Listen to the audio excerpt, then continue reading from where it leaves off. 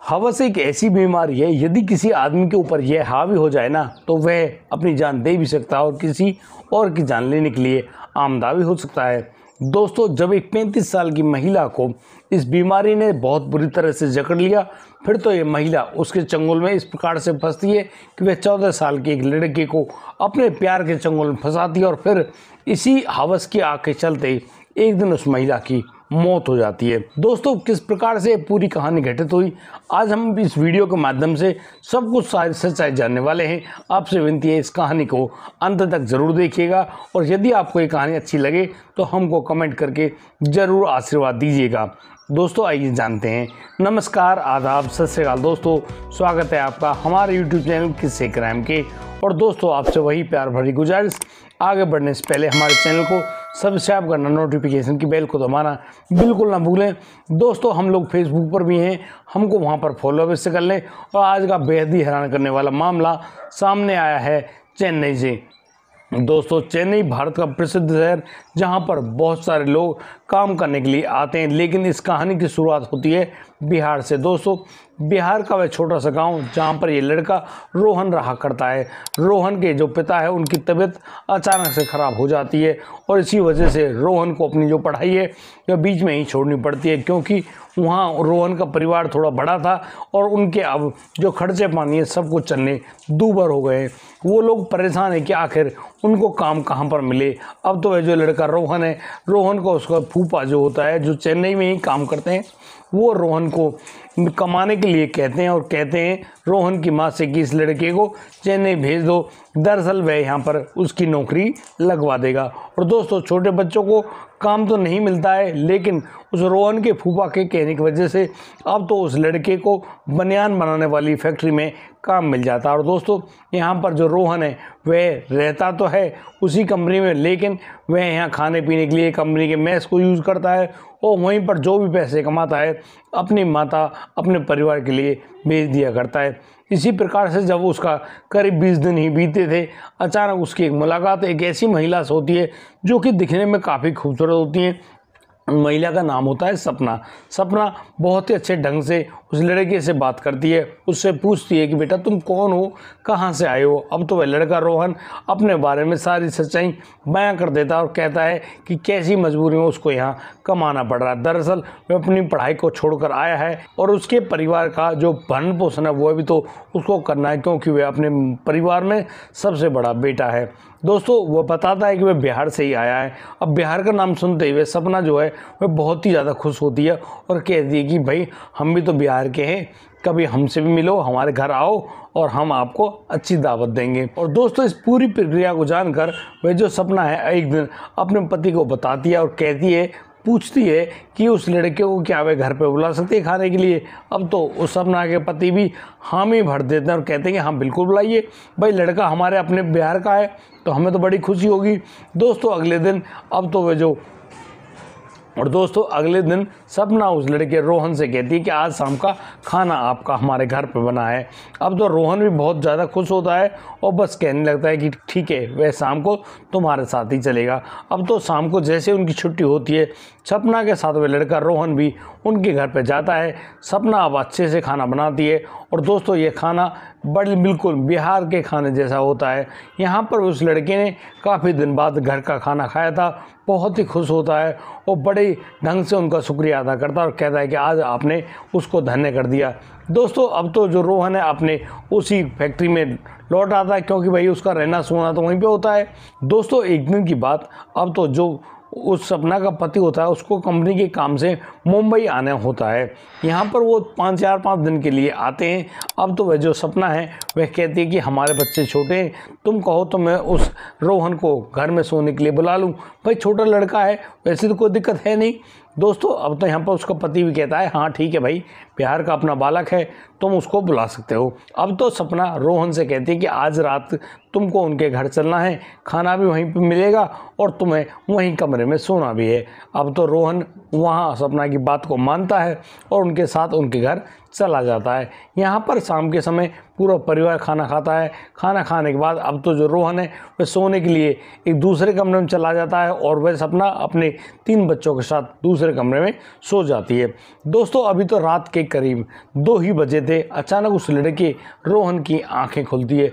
वह देखकर हैरान है कि यहाँ पर जो वे सपना आंटी हैं वो उस लड़के के शरीर को सहला रही हैं। दरअसल यहाँ पर उस सपना का जो एक हाथ है वह तो उस लड़के रोहन के सर पे होता है और दूसरा हाथ उस लड़के के प्राइवेट पार्ट पर होता है। दोस्तों जिस प्रकार से वो टचिंग हो रही है, उस टचिंग की वजह से उस लड़के का जो उत्तेजना है वह उभर आती है और दोस्तों कहीं ना कहीं वह जो सपना है उस लड़के यानी कि उस लड़के रोहन के साथ प्यार करना शुरू कर देती है। दोस्तों यहाँ पर दोनों के शरीर में काफ़ी ज़्यादा उत्तेजना तो बन गई है और अब वे जो महिला रात का फ़ायदा उठाकर चुपचाप रोहन के साथ शारीरिक संबंध तक बना लेती है। दोस्तों इस रात यानी कि उन दोनों ने 2 बार संबंध बनाए और दोनों बार उस रोहन ने उस महिला को काफ़ी ज़्यादा संतुष्ट भी किया। यहाँ पर उस महिला को पता नहीं क्यों ऐसी हवस की आग चढ़ी, अब तो वह अगले दिन भी रोहन को अपने पास बुला लेती है। और दोस्तों जिस प्रकार से सपना के पति को 4 दिन मुंबई में लगने थे, वह चारों दिन रोहन को अपने घर बुलाती है और फिर हर रात उसके साथ संबंध भी बनाती है।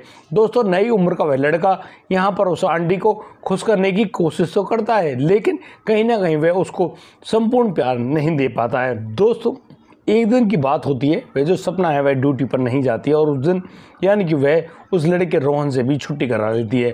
वो लोग घर पे हैं और यहाँ पर जो तीनों जो बच्चे हैं वो तो स्कूल में गए हुए हैं। यहाँ पर वह जो महिला है सपना उस लड़के रोहन के साथ वही शारीरिक संबंध बनाने की जिद कर बैठती है।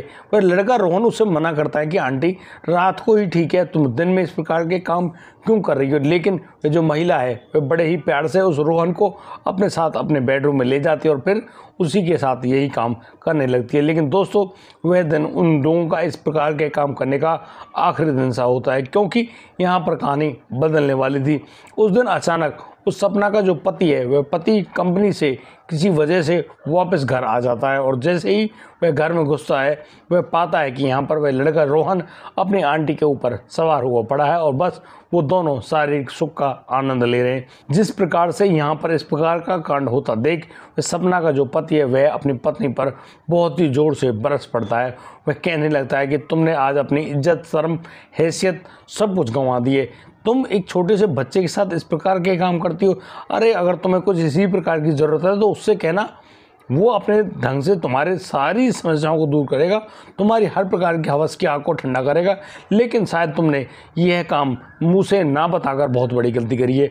दोस्तों यहाँ से रोहन तो भाग जाता है क्योंकि रोहन की कोई खास बड़ी गलती नहीं थी, लेकिन वह जो सपना का पति अपनी पत्नी को बहुत ही बुरी तरह से पीट बैठता है। और दोस्तों कहा जाता है कि किसी के मनमाफिक काम करने में आप जैसे ही उसको उस काम में रुकावट डालेंगे वह काम उतनी ही तीव्रता से आगे भी बढ़ता है।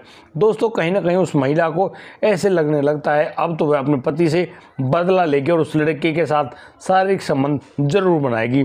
और दोस्तों अब तो वह रोहन से बार बार गुजारिश करती है और कहती है कि रोहन को उसके घर आना, लेकिन रोहन जो कि उस सपना के पति से बहुत ज़्यादा डर गया था वह बार बार मना करता है कि आंटी वो अब तुम्हारे घर नहीं आने वाला है, क्योंकि उसने वो सारी कंडीशन देख ली थी और अपने लिए वो खौफ भी देख लिया था जो कि सपना के पति की आंखों में जो दिखाई दे रहा था।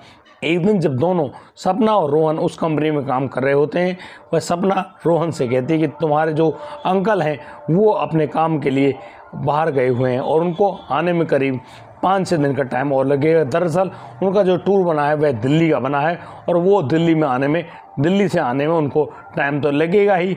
अब तो वह जो रोहन है वह उस सपना के कहने पर, उसके फोर्सफुली उसको बुलाने पर वह रोहन तैयार तो हो जाता है और वह अब जो रोहन है वह अपने आंटी के घर पे पहुंच जाता है। लेकिन यहाँ पर एक अलग कहानी होती है। उस घर में यानी कि उस दिन जो खाना बनाना था उसके लिए सब्जी वहाँ पर मौजूद नहीं है।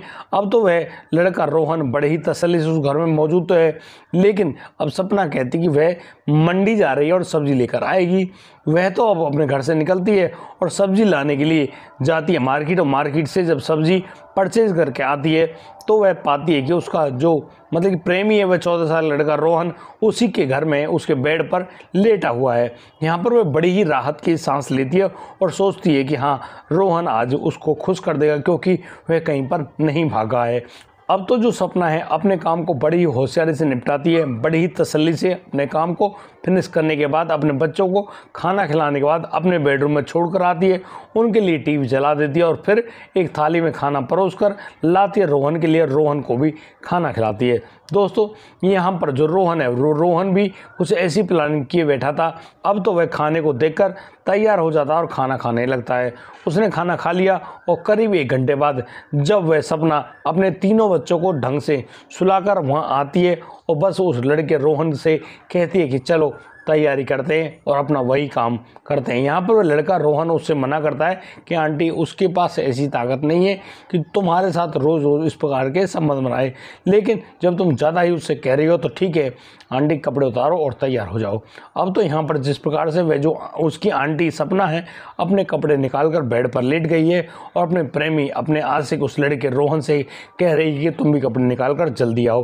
लेकिन दोस्तों, यहाँ पर वह रोहन बड़े ही ढंग से आता है और अपने आंटी के ऊपर सवार हो जाता है और बस उसी प्रक्रिया को अंजाम देने लगता है।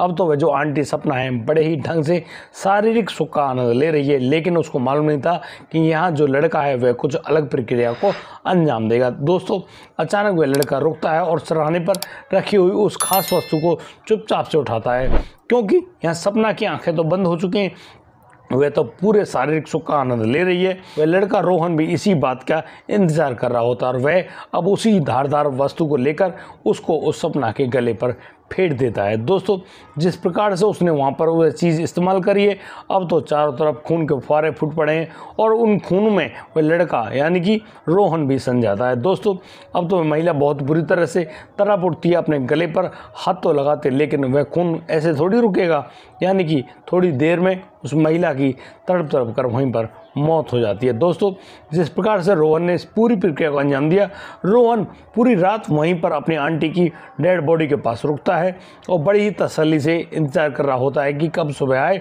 और कब वह सुबह यानी कि अपने आप को पुलिस के हवाले करे। दोस्तों, अब तो वह लड़का यानी कि पूरी रात उस कमरे में रुकता है और फिर सुबह जैसे ही सुबह होती है और फिर सुबह वह अब पुलिस के पास फ़ोन करता है और पुलिस को सारी इन्फॉर्मेशन देता है कि कैसे कैसे उसने एक महिला की जान ले ली है और आप लोग यहाँ मौका वारदात पे आ जाइए और उस लड़के को गिरफ्तार कर ले जाइए। दोस्तों, पुलिस को मिली हुई सूचना के मुताबिक अब तो पुलिस ठीक उसी जगह पर पहुंचती है, उस महिला की डेड बॉडी को उठाती है और उस लड़के को गिरफ्तार करती है। और जब उनको यानी कि उस बॉडी को तो पोस्टमार्टम के लिए भिजवाया गया है, लेकिन उस लड़के को अब जज साहब के सामने पेश करने के बाद, क्योंकि वह तो नाबालिग था और नाबालिग होने के नाते उसको सज़ा तो नहीं मिल सकती, वह अब जुडिशियल जो जेल होती है उसमें भेज दिया गया है, क्योंकि वह नाबालिगों के लिए ही स्पेशल जेल बनाई गई है। दोस्तों, जिस प्रकार से वह लड़के ने इस पूरी प्रक्रिया को अंजाम दिया और उसके बाद फिर वह खुद को पुलिस के सामने सरेंडर भी कर दिया। जब यह पूरी घटना उस लड़के के घर में पहुंची और यह घटना उस सपना के पति के पास पहुंची, तो यहाँ पर सभी लोग अपने हाथ मलते रह गए और सोच रहे थे कि शायद उन लोगों को सही काम करना चाहिए था।